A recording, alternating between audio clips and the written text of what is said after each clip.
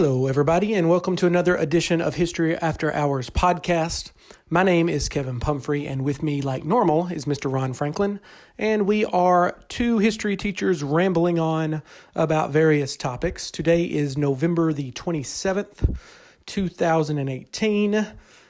We discuss a little bit about Thanksgiving and maybe some standard Thanksgiving food. We also kind of go into the whole caravan situation and weigh the pros and cons of what's going on in the political debate there. And so, it was a pretty short podcast, but pretty useful, hopefully. We tried to explore a few different topics there. Make sure to check us out on Facebook and YouTube and Twitter and SoundCloud. And also, we will be at Collective Coffee December 6th.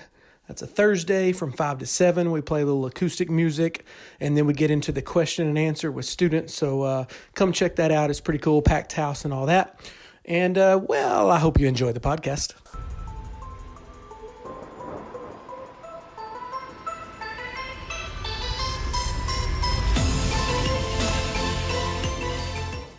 How was your Thanksgiving? Oh, man, it was awesome. I carved it up, Yeah, I ate too much. I only had 2 Thanksgivings to really go to official. Some families have 3, 4. And some I have a relative who had to hit like 3 in one day. I don't even know how you do that. We don't travel, though. Do you guys travel? Most people, our family is fairly small now, and so a lot of people come to us, but it's kind of scattered throughout the day. Yeah, my parents live an hour away, so we travel there. But yeah, I don't have to travel much at all. Like we're pretty close. Yeah. Here's a question for you: What Okay. what is the Mount Rushmore of Thanksgiving foods? So the top 4 things that are just at Thanksgiving. You don't eat them any other time generally. Well, What's the top 4? all right. Well, most people probably don't eat them very often, but we do this weird thing at my house. We do a half Thanksgiving in like July. Well, that's ridiculous. Well, no. Here's why. But we were thinking one year. This has been probably a decade ago. My wife and I were sitting there, and we said, man, it sure would be nice to have, dressing and this and that. Just kind of hungry for it, Yeah. And then both of us kind of looked at each other and realized that we're adults and we don't have to wait. And so we just went and loaded up. So we called it half Thanksgiving because people said, what are you doing? I said, well, we're eating the first half of the meal in July. I know it's not like the calendar. It's not halfway through, obviously, but it's the first half of the meal for us. We actually do the whole thing. And then, when November rolls around and we do the other thing. So anyway, we're kind of quirky that way. We started inviting friends, and it's kind of turned it into a multi-family thing. Yeah. Hey, look, when I was a kid, I definitely didn't like dressing. Mm-hmm. And, some people go, well, dressing's what you put on a salad. But whatever you call it. I know dressing and stuffing are technically different, I think. Yeah. But whatever they make, If you that bread. don't shove it in the bird, it's not stuffing. Right. So whatever that's called, Right. and we call it dressing. Mm-hmm.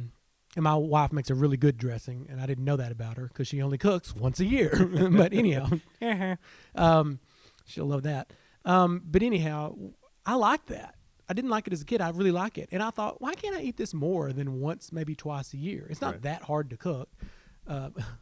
Oops. But it's not something that takes days to do. So I think dressing should be in the top 4. Okay, so you said Mount Rushmore top 4 things. Yeah. Good. Now, do you guys always do turkey? Because I know people that do ham. We do both. Generally on both Thanksgiving and Christmas. And by the way, our Christmas dinner and meal is generally Thanksgiving again. Yeah. And I know a lot of people do ham for Christmas and turkey for Thanksgiving. But that's what we do. All right, so I would say probably, if I'm thinking about the United States across the board, probably turkey, dressing. People have mixed feelings about cranberry sauce. Yeah, we do cranberry sauce, and we only do it on Thanksgiving. So technically, cranberry sauce could be in there for me. I know when I used to work in the grocery stores when I was a young boy, we sold a ton of cranberry sauce, and no other time did we sell it. So I would think that's probably number 3 or 4. What would the other thing be? We always have a green bean casserole. Green bean casserole. Yeah, or sweet potato that's casserole. Or okay, pie. we do that too. So I don't know. I'd have to stretch it out to 5. Top 4. Turkey, dressing. I'm gonna have to throw cranberries in there though. And I think probably more people do green beans than sweet potatoes. You want to take a shot at that? Yeah. Probably. I mean, but a lot of times people do sweet potato pie and not the what you eat with the meal. Although the sweet potato casserole. What about pumpkin pies? I know. So is that like, are desserts a separate category? I think so. Although turkey, to be honest, although that is definitely a traditional Thanksgiving, it's number one, right? But that is also something you eat year round. Most people, they have turkey sandwiches. They eat turkey at different times. It's not like you just eat turkey on Thanksgiving. Mm-hmm. So if we're going by the rule that it's something it's peculiar to Thanksgiving, well, that opens up another spot. Yeah, but isn't that most people that eat turkey? Do you think they roast a whole turkey though? No, probably not. They'll buy it as lunch meat. Yeah, They might buy it at the deli, which is could be a roasted turkey that they slice up for you. I mean, yeah, I'm still going like whole roasted turkey in the oven or fryer. Ooh, you ever have the? you You ever have deep deep fried? Ooh, Man, I that's got a the next buddy. level. I got a buddy that's got a super fryer, and like he can douse one in just like 30 minutes or something. Yeah. 45 minutes. Seriously, it's crazy, and it's not. The first time I ever had it, you got the big Bunsen burner thing and the super Cajun crock pot thing out. Not crock pot. Big steel pot outside, and you can burn the house down with those things. Right. He's got one that's like electric, and it's got like it's almost like a deep fryer, I guess. Yeah. With this lid and everything, it clamps down. It's pretty cool. Yeah, I've had that. We had that this year at one of the Thanksgivings, and it does make a difference. And then ham, when we do ham, it's always got sugary brown Smoked or sugar. Generally baked, but I've had smoked as well. But generally, my family bakes hams. I don't know, but once again, it's a good. I love Thanksgiving. Oh It's yeah, a great holiday. You get together with your family, you eat, and then you go home, and you don't worry about presents and all that other stuff. Do you have like I heard some people saying, well, the crazy uncle that comes over and starts, nonsense or political talks or some sort of. I mean, we don't have that. No, we don't either. I mean, my family was raised where you don't talk about. There's several things: politics, religion, like always, sex, all that. It's off limits. You just don't talk about it, and we hold true to that. We don't talk about politics. We talk about sports and stuff like that. I'd love for us to get back as a nation to not feel like we have to weigh in. Who are we? Like, are we all professional politicians now? Everybody sounds off. Yeah, that's interesting. You're right. Yeah, It was probably better when we all just sort of kept a lot of it to ourselves. I know. Anyhow, Don't try to stifle me, man. My voice know. needs to be heard. everyone Does it feels really? like because we now have social media and we have a way to speak to millions that now our opinions matter. No, they don't. My opinion doesn't matter. Neither does yours. We're not in. Don't undermine our podcast. Oh, whoops. That's exactly what this is. That's exactly right. Usually, I'd just be talking to myself on the drive home. Okay. Yeah. So no. All right. So Thanksgiving. Yeah. It's awesome. And do y'all do can- a similar thing for Christmas, like a big meal like that? Or? Yeah. But we do ham. That's kind of the thing. And I'm trying to think of the trade-off. It's ham instead of turkey. And but a lot of it's the same sort of pies, and yeah. Now that your kids are grown and out of the house, did that make a difference for Thanksgiving or any Nope. of the holidays? No, we just loaded it right back up. I mean, they just came home. Yeah. So. That's good. Yeah, my kids are still little, so everything's exciting. Decorating Christmas cookies, and it's a great. When I was a kid, I remember holidays being fun. Sometime when you hit about 15, 16, it starts to lose its pizzazz, and that continues until you have children. And children really can breathe life back into holidays. Oh, Like yeah, it you makes get it excited because magical again, they're jumping up and down, ready to go. And living on a farm, like we went home, the kids rode horses, they played in the hay. Like it's a traditional stuff they can't do on a daily basis like I could when I was a kid. So, yeah, we had a great time. Okay, well, let's talk about some of the news of the day. Right. I guess we need to address this caravan issue. So, Yes. what is it? November 27th? 7th, yeah. Are Yeah. we being invaded? Okay. I've got mixed emotions about this. I do too. And so, on one hand, I have sympathy, and I try to have empathy. I've never been a refugee, so I don't know what this is like, obviously.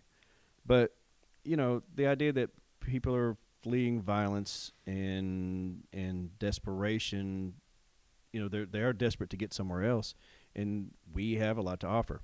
So, and we do have laws that allow people to come through and seek asylum, regardless of how they come into the country. That's been the norm, illegally or legally. Once you're here, you can seek asylum, and then we go through a process. Yeah.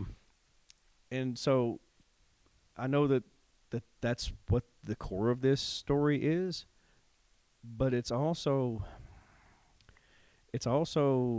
different because this particular group has barged through barriers in other countries, and as of yesterday or the day before, a few of them, a fraction of them, I shouldn't say a few, it was quite a few, barged past the Mexican authorities and then tried to hit the gate and crawled over some barricades and then tried to cross over into our country, and then we tear gassed and repelled them back, which I think was appropriate. You can't, okay, so are we setting up a scenario where it's going to be the necessity for a show of violence, or is there a better way to process the people that we've known for months are coming? Like, so you see what I'm saying? I don't know how to feel about it, because on one hand, I feel like there's fair warning. They're coming. Do we have a process to deal with that appropriately in a humanitarian way without creating a crisis or a show? And I don't know that we did that. So I'm, on one hand, I don't give them any leeway about trying to force their way across barriers and barge into our country and demand things.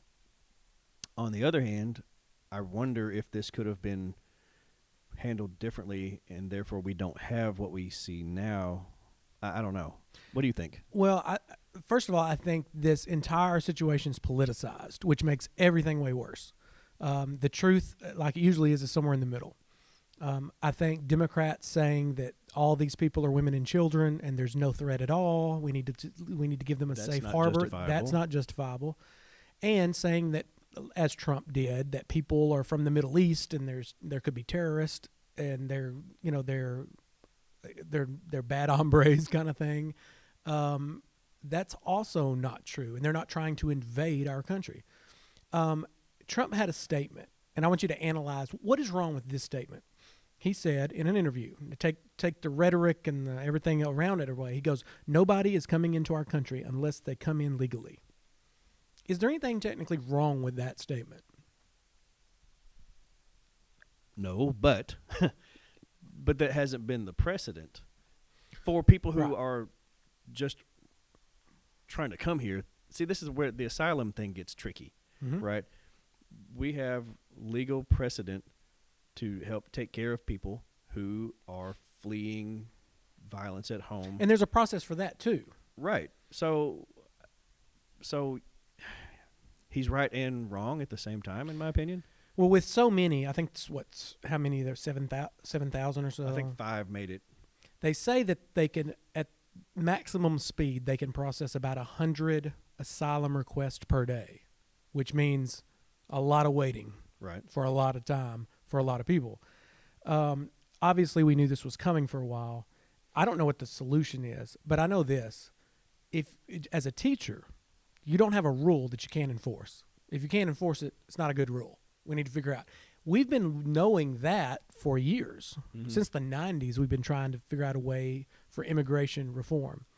Part of me thinks when people are fleeing countries that are just crazy and, of course they were waving the flag, the Honduran flag, which is a country they're fleeing from. So you're like, what's going on? I mean, like, I get it if you want to leave your country and come to ours and be an American citizen, but that doesn't look like that's what that is. I hate the fact that it's politicized, and I know a lot about the history of immigration, but, in some sense, Trump is right. Either we have a country or we don't. Either we have borders or we don't. And I'm all for border security, but at the same time, I'm also for humanitarian aid. And there has to be a solution here. There's got to be some sort of balance here without trying to criminalize people who want to come here from other places, because we've tried that in the past and it's always been ugly. We're trying that now in certain ways, and it's going to continue to be ugly. And so why isn't there some common sense approach to this where we can instead of being reactionary, we wait for a Right. thing and then we react and harshly. Why isn't there better planning? Why isn't there more emphasis on creating better pathways? And I don't mean that like to citizenship necessarily, Right. but just to be able to process people expediently so that we don't have people being separated from their families. If they need to be deported, I mean, some of those guys that were caught up in the mess yesterday or the day before, whenever it was, I mean, Mexico's already sent them home.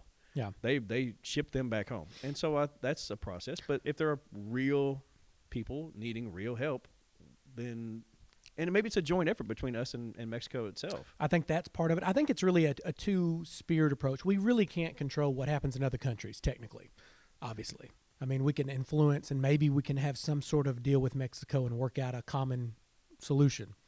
But I think it either comes to helping to ease or speed up the process of legal immigration and asylum help, humanitarian help for these people, and at the exact same time promoting some sort of cultural assimilation for these people that they are leaving their countries and they want to become United States citizens. Some sort of way to promote what it is to be an American. What is that? Because I think a lot of these people fall through the cracks. They get deported, they come back. They get deported, they come back, and there's no real effort to educate. It's the same problem we have with prisons. There's no real a way to educate and embrace these people and to teach them how. Because just think about it. Let's throw you in Yemen. Okay, I'm in Yemen. How do I act? What if I do something they don't like? And maybe I do. Maybe I do something I don't even know. I use my the wrong hand at something, and it's a criminal gesture, and all of a sudden you're. So I think there could be approaches with education, much like settlement houses helped immigrants back in the day. To help immigrant women and children with culture, English language classes.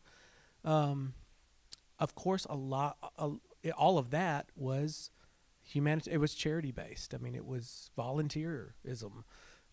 Maybe we don't have that as much anymore. I don't know. Maybe because of the welfare state that we've kind of created, some of that's went away. I don't know. What was the volume of immigrants that you're talking about compared to today? I mean, I know that we've had surges of that's what I waves of focus on immigration. is the waves. Like in the 1840s, 2 million Irish came. That's a good chunk. But in what 10 time years. frame though?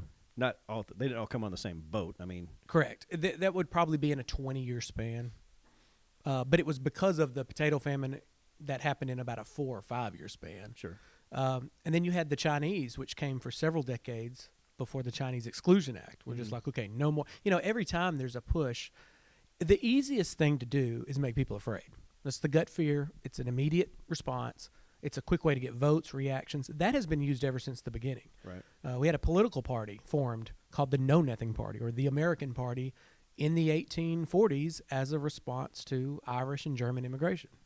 And so this is nothing new, and it's sad. It's been politicized before, but this is insanity because you have people on one side saying they're all just women and children, and you have people on the other side, that's saying that it's an invasion. I mean, so it's the middle road solution is what we need.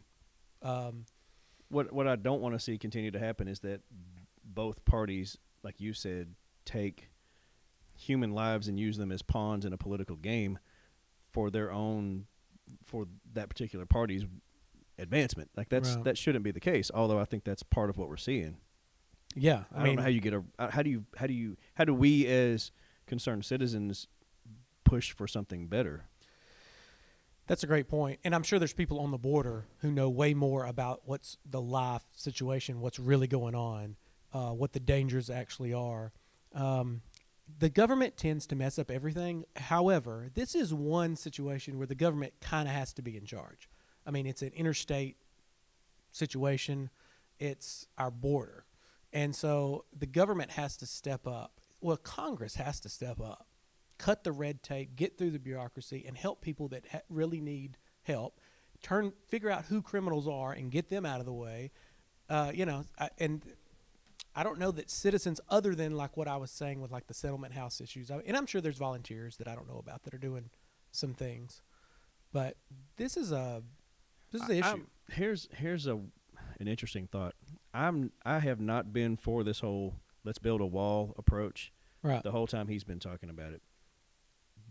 But in an interesting sort of turn, I wonder if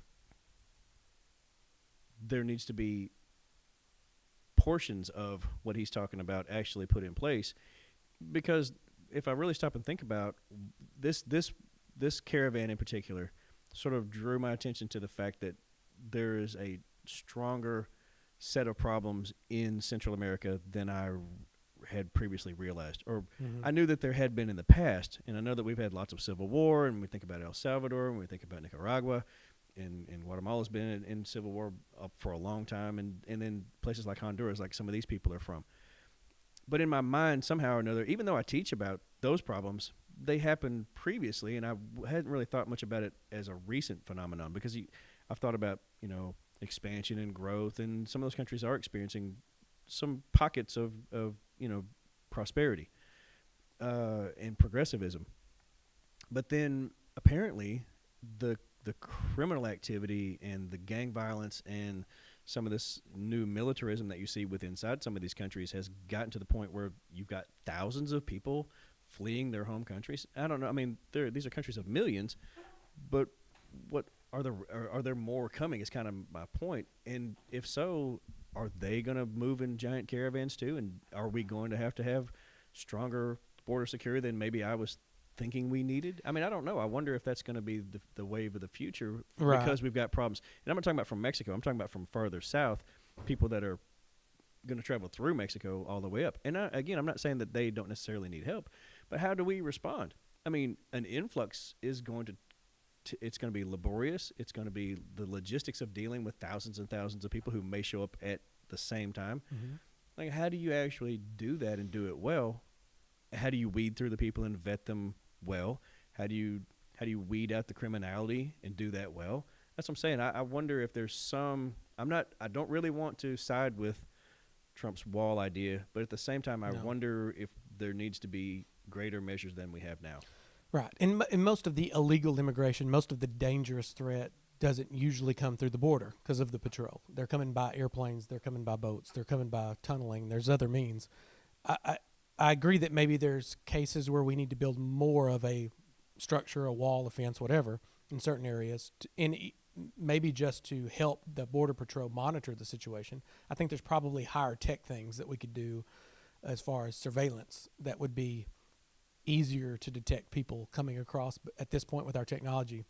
But, we've been pretty harsh. I mean, yes, we're a nation of immigrants, there's no doubt. But we've been pretty harsh at times on immigrants that people forget about in the 20s and whatever. And we had, Ellis Island.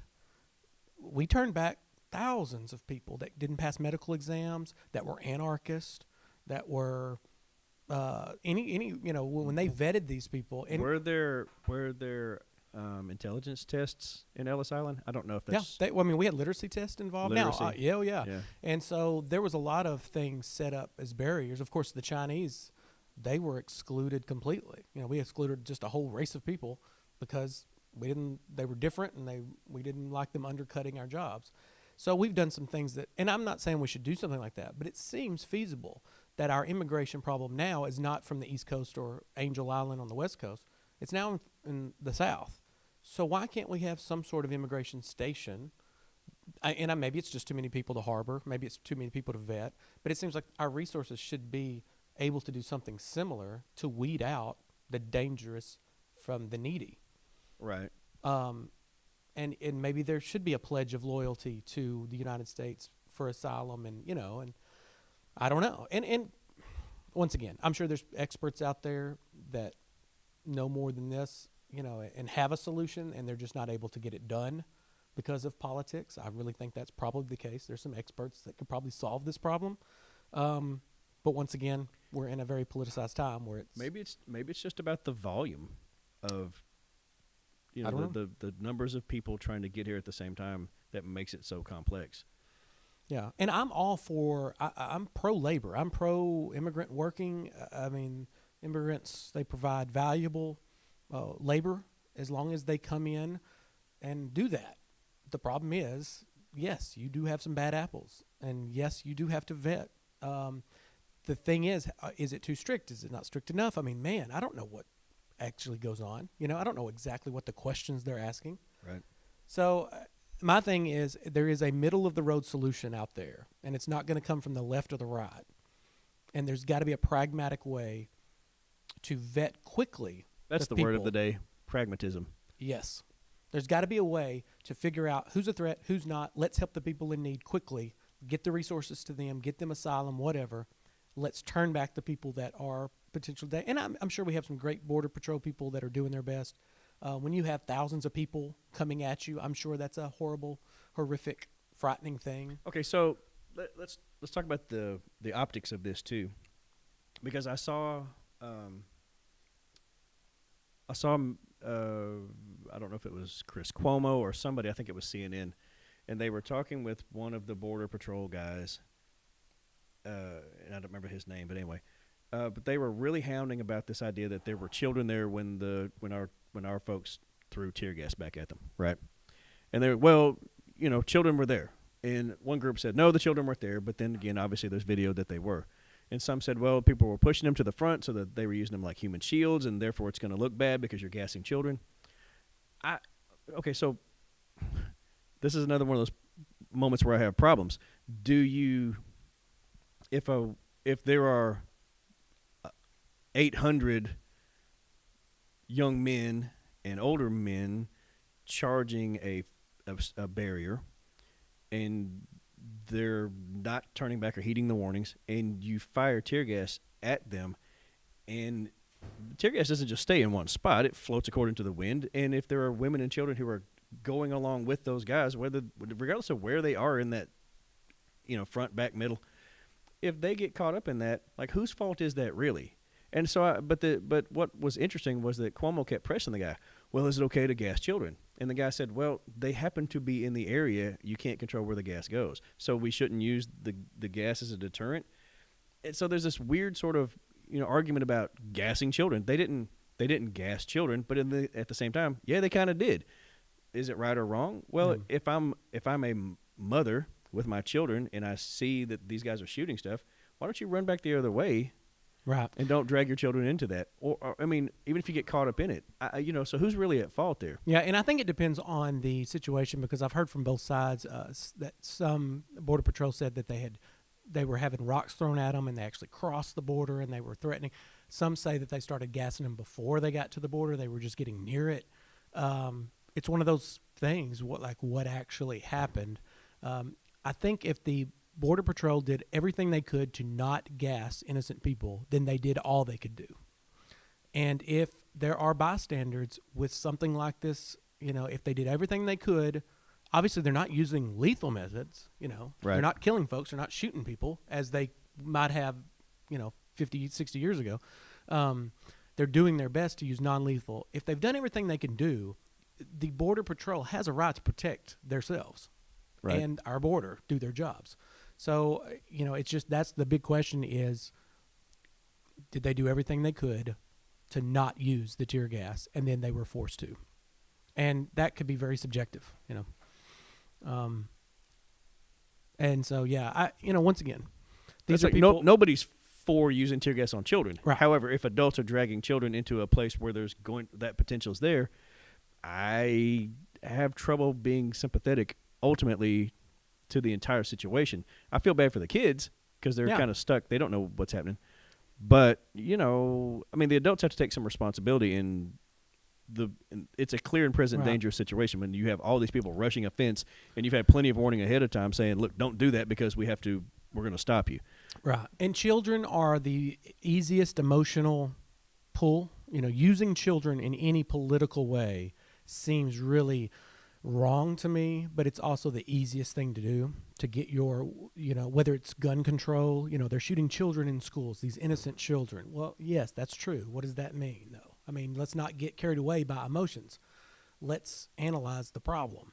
And so, and of course they're going to pick the pictures that look the worst for both sides. You've got the Honduran flags and people that look kind of mean and kind of dangerous. And then you've got the women and children running for their lives away from tear gas on the other side. So It's a difficult situation. And look, these problems, whether it's healthcare or gun control or immigration reform, they're complex. I mean, if there was an easy solution, it would already be. It would already be there. But the problem is, I think a lot of times the government makes it way worse getting involved because of the red tape and the politics involved. You know, it used to, the government would stay out of a lot of issues and let private businesses or charity organizations or whatever handle it. Now we've gotten in a situation where the government's trying to take care of everything, and they're not good at a lot of stuff. So we're in a weird situation. I don't want complete government takeover, but immigration, I don't know another way to do it. That's one thing I think the government has to figure out. Well, that's what I'm saying. I think that there needs to be a logical process to take care of people who want to come in here and for the right reasons. But why can't? Maybe it's just beyond me because I've never dealt with it. I don't know the ups and downs of it. Honestly, I don't know what all it takes to. Yeah. I mean, this is a subject we're kind of talking way outside of our expertise because it's a current event that we don't really dig into historically. I mean, I dig into immigration historically, but really after World War II and beyond a little bit, I talk a little bit about it in the 90s as well, but not, I don't know exactly. And there's got to be experts out there doing their due diligence. It's just how do you get more resources to those experts to get their plan put into place? I don't know. But I know that all Democrats aren't for open borders, and I know all Republicans aren't for that wall. Right. There's a middle of the road solution, like on most issues. Well, let's not end on that note. Goodness gracious. Although that's Cindy Hyde-Smith, she's in Mississippi? The voting's today, correct? They start. Yeah, I guess so. Did you hear her joke about the lynching? Well, yeah. I didn't. She said she didn't mean it the way that it came across, but I don't know how else you mean it. Yeah. Okay, so she was there. She was talking with somebody who was either she was supporting or they were supporting her, and they were bantering back and forth with the crowd. And some guy said something, and she said, "If this guy invited me to a public hanging, I'd be on the front row." In Mississippi, you got to know. I think you need to know where you are, especially as a politician who's trying to be in charge of things, right? Yeah. You need to not just know your audience, because obviously the guy responded the way she thought he would. He was all for that. But you're in Mississippi, and Mississippi burning is a thing. Yeah. And the lynchings a lot of southern states are guilty of this, including Arkansas. But Mississippi was sort of rife with it for a long time, even after it's calmed down seemingly. And so for her to make that statement was, at the very least, just asinine for not understanding how that was going to be received. Yeah. Maybe she didn't mean it in a racist way, but that's a racist statement that is going to be taken as a racist statement. Yeah, I said, intent matters, I suppose, but at the same time, how do you not know that's not going to be well received?